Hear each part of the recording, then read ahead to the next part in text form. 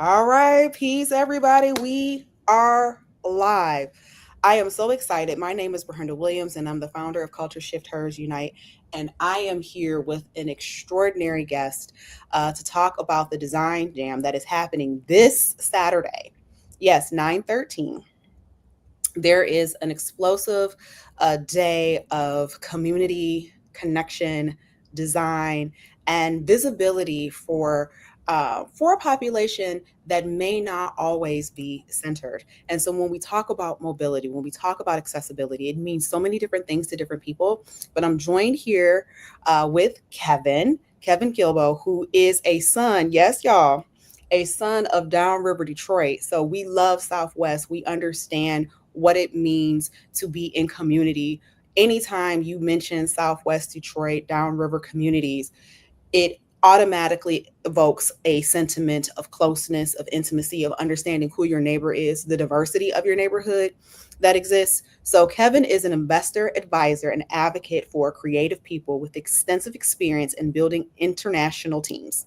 At Design Core Detroit, a community focused economic development department of the College for Creative Studies, Kevin provides business coaching, talent search, and global resource navigation for Detroit's startup community.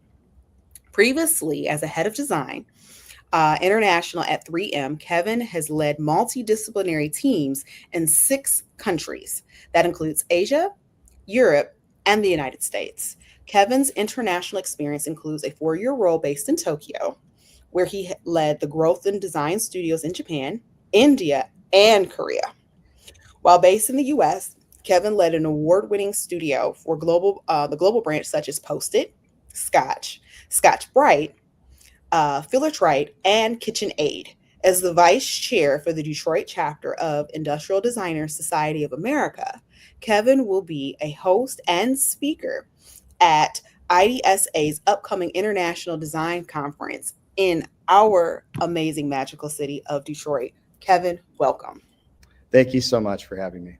Yes. Well, we're just going to jump right into it. So, when we think about a global city, when we think about design, you're celebrating an amazing anniversary with UNESCO. Tell us what impact that has on a city, and then also how that positions Detroit in the world.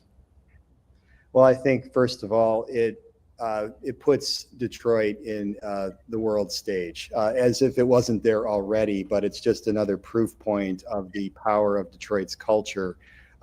Detroit is still the only UNESCO City of Design in the United States. And we have been a mentor for other cities participating in that global network to help advance culture, design, and how it connects to growing the economy. And so this year it's very special because this is the 10th anniversary of that mission. And we're really celebrating that and putting that at the center of Detroit Month of Design, which is going on throughout the month of September.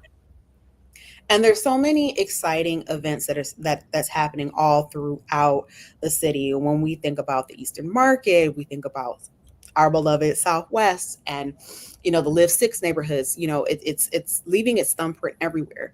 But this event that we're talking about in particular, the Design Jam, which, please, if you have not already, peeps, check that out. Sign up.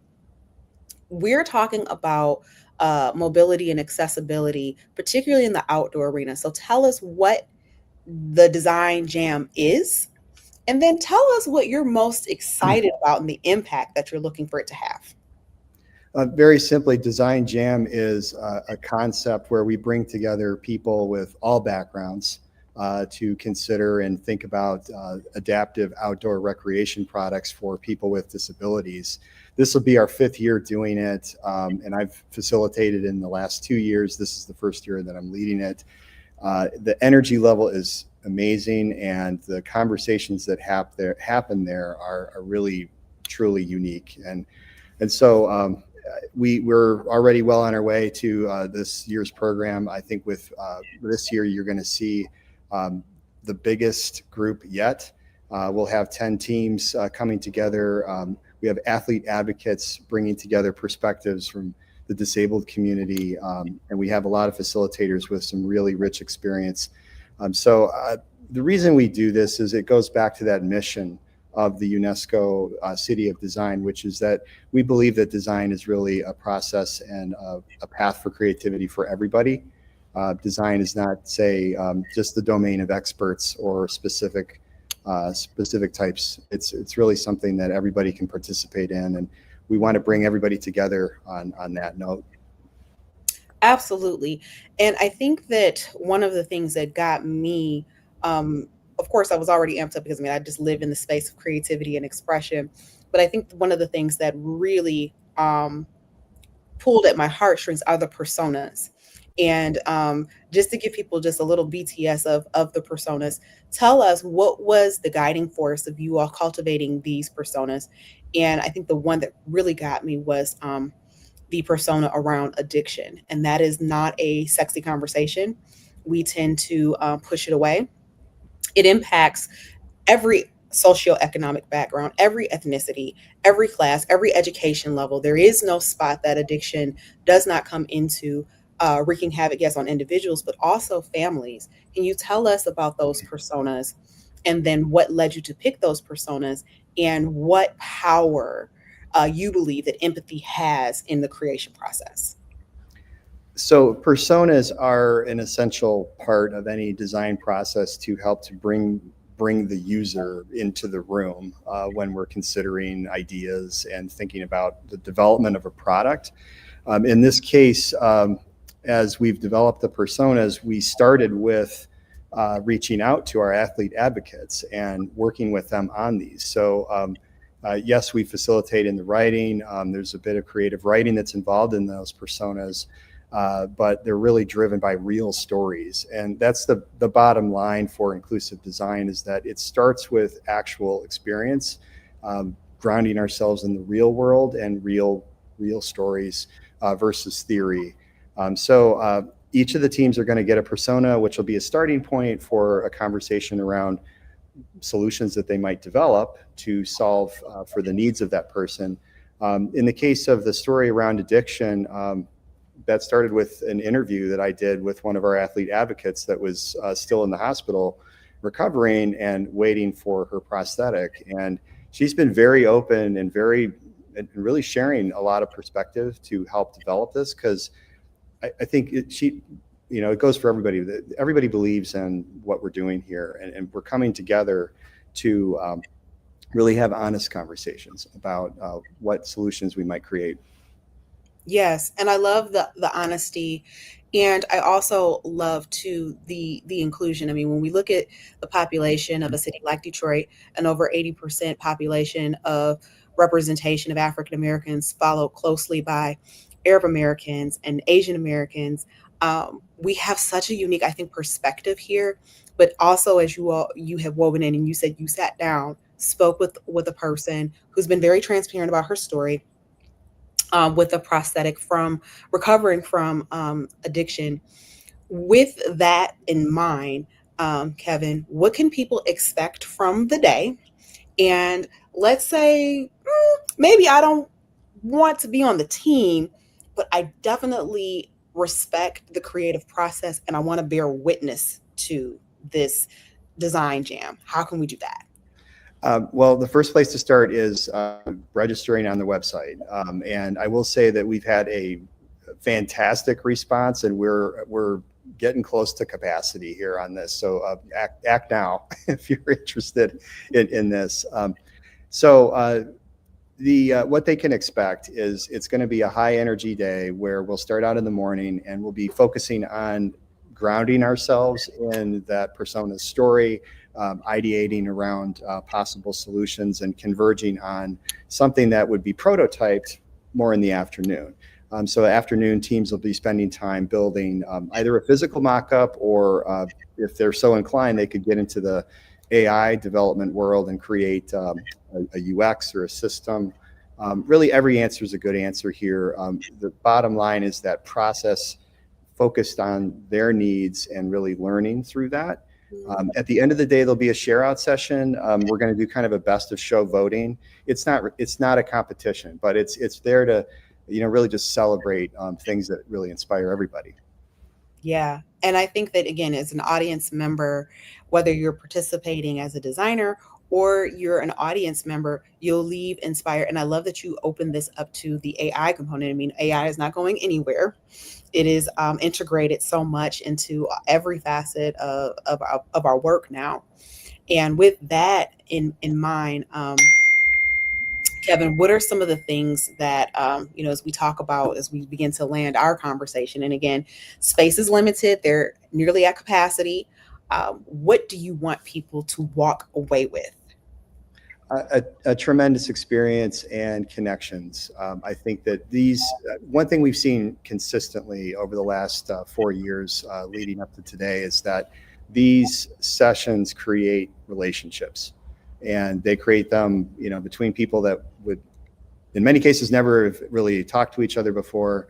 Uh, and that's really to the point of why it's been pretty easy to do the recruiting for this. Is that a lot of people are raising their hands and saying, I want to invite my friends into this. I'm going to refer this to somebody else. As soon as the doors opened, it went super fast. We love that. We went at the pace of Detroit. There you go.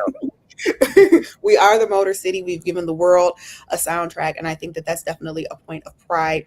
Is that even though the city is as large as it is, it's a big little city, and we love that people are coming together on this design challenge, not as a competition, but as a way to make new friends, make forge new relationships. And I think you have mentioned something, in some of our prior conversations about take this forward. Don't just leave it here. Take the ideas, take them forward. So tell us how business community can even benefit from this. Absolutely. So the ideas that we're pulling together at the session are all open source. The idea is that it's a Creative Commons, and if somebody wants to take the idea and go build a business with it, that I don't think we could have a better outcome. This is a starting point, ideally, for creativity and actual solutions that get made, ideally here, that have that multi-layer benefit. I just want to make sure that's clear as we do this. It's not just a ideation session in itself. It's a starting point. Right. Yeah. And what a great place to start and a great place to land our conversation. So, again, good humans on this timeline, whether you're watching this now in real time or you're catching this on the replay, the Design Jam is for everybody. And the mission this year is to create outdoor accessibility for those with disabilities. And so we're calling on the genius of everyone to come in. So wherever you are on the spectrum of ability, wherever you are on the human spectrum of identity, Black, white, young, old, gay, straight, no matter where you find yourself on the gender binary and the human spectrum, we invite you to come because we're richer with the diversity of thought leads to a diversity in productivity and, of course, visibility, which is so important. So if you find yourself further from the margins of power in our society, that is even more impetus for you to come and celebrate so that we can pull you closer to the power. So, Kevin, thank you so much for the work that you do. And of course, your amazing team. Some faces that we don't necessarily see on this live have definitely helped to make this happen. So, is there any individuals or collective or sponsors that you want to shout out at the moment that we may not see that has helped to make this possible? Yeah, it's become a long list, and in fact, we had two people just show up yesterday that wanted to get in on this.